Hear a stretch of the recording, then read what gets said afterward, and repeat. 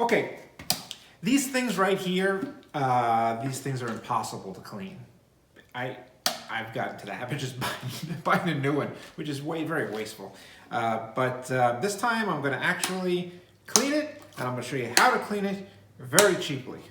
Most of the time you see these, I think people just fill this thing with a vinegar solution or whatever and turn it upside down and let it sit for like a month or something like that. I don't know. But we're going to just use a toilet brush. Now, clearly this is too big, right? Well, what is the main issue? The main issue is that you can't get in to clean that green stuff, right?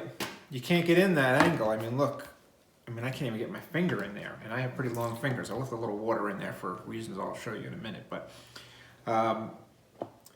so you need something with a curve and you need something long. Now this is a toilet brush from Walmart. This is like 97 cents, I think this cost me. This is bowl brush, ergonomic design, bowl brush, if you could see that. Now, clearly, not gonna work, right?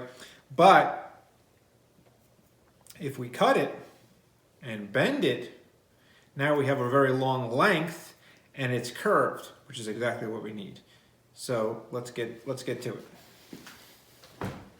Now, I can tell you without a shadow of a doubt, you're going to need something really strong. These are Stanley Fat Max cutters. I cut wire fencing with this, really super heavy duty wire fencing. And I believe this is going to cut this wire, but it's pretty strong, especially because where they twist it. There's a bunch of wires in here twisted, and when you twist wires, they get very strong.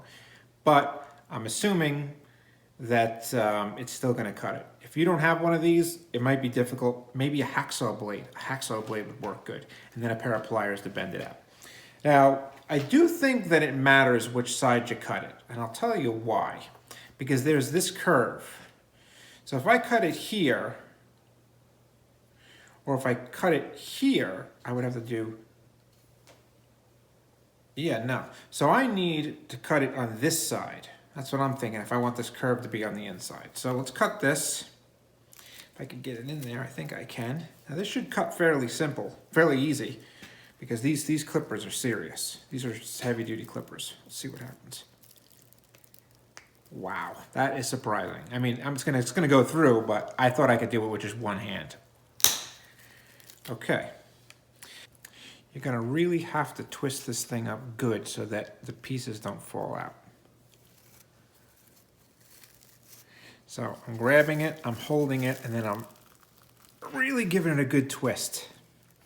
And another thing I don't want is that I don't want this thing to scratch.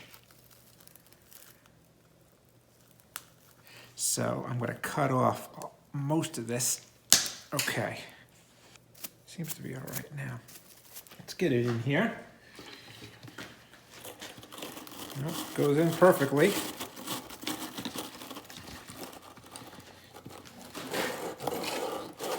Well, it's about as good as it gets right there. Can't beat that. So I've got it in, and it's curved perfectly to hit that corner. And then I got this water that I just left a little bit in there. See that? Just a hair of water, and it's clean. Wow. And since the brushes go all the way, I can still. There's a part right here, hard to tell, but there's that green part right there. Yep, there we go, get that water down there. And perfect. You can see the water right there is completely green, and this thing is completely clean. All right, well, my $1 solution to cleaning these pet water dispensers was a complete and total success. So this is what I would suggest you do.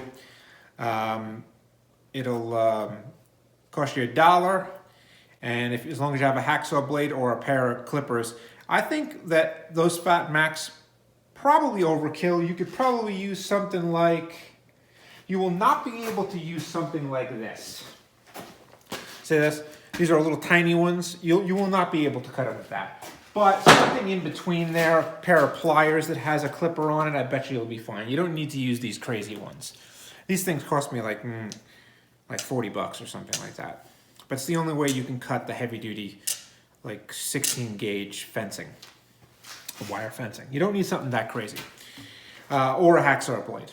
And if you do that, you'll have this thing, and honestly, you can manipulate this into any direction that you want. Goes back down like this. It opens up straight. You can get all the way down. Since it's straight, now you should be cleaning this, often. But clearly, you can get all the way down in there if you need to. But I would suggest you cleaning it while it's in this area right here, because that's what usually happens. Is that let me just turn this over onto a. Just turned it over onto a rag.